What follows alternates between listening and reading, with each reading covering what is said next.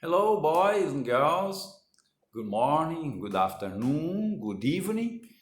Nós estamos na nossa segunda aula de sentenças interrogativas com os auxiliares no presente, né, que é o simple present.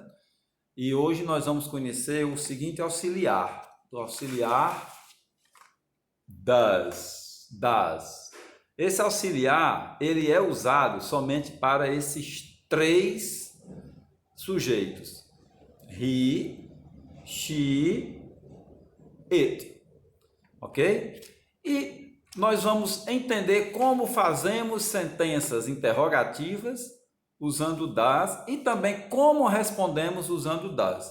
Então vamos lá. Eu tenho aqui a sentença na forma afirmativa. Ó, Paul lives here. Paul lives here. Paulo mora aqui. Paul é igual a he. Does será usado para fazer a interrogativa. E quando eu uso does, certo? Esse S que está aqui, ó, does é igual ao verbo menos o S. Vamos entender isso em sentenças. Ok? Então, eu já afirmei que Paul lives here. Paulo mora aqui. E se eu quiser fazer a pergunta, Paul mora aqui? A pergunta será feita desta forma. Ó. Primeiro, eu sei que eu coloco sempre o auxiliar does, Paul live. Eu aprendi que does é igual ao verbo menos o S da afirmativa. Então, does Paul live here? Paul mora aqui. E eu vou ter o quê? Eu vou ter que ter duas possibilidades afirmativas e duas possibilidades negativas. O que a gente viu na aula passada. Eu vou ter uma possibilidade curta, não é isso? E uma possibilidade longa. Então, vamos lá. Então, a pergunta foi feita. Paul lives here. Então, se ele mora, eu vou ter duas respostas positivas. Yes, he lives here. Sim, Paul mora aqui. Mas eu quero apenas dar uma resposta. Sim, mora.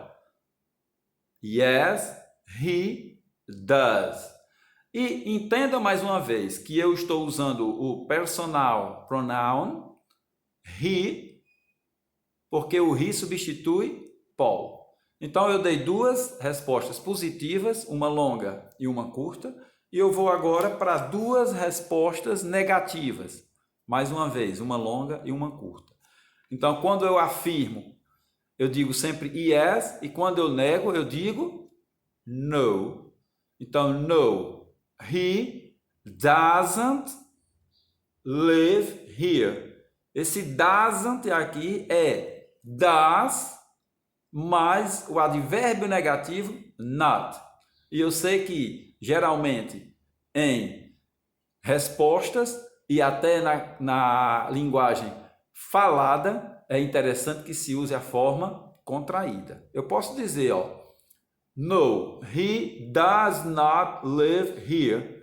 Mas é bem melhor você usar a linguagem na forma contraída, porque você vai demonstrar até para a pessoa que você está falando que você tem a segurança na resposta, tá ok? E eu tenho aqui essa que é uma resposta longa e esta que vai ser a resposta curta, as duas negativas. No, he doesn't.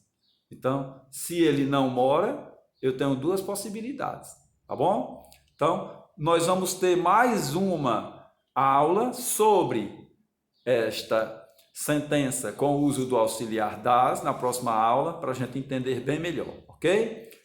See you next class. Bye bye, show.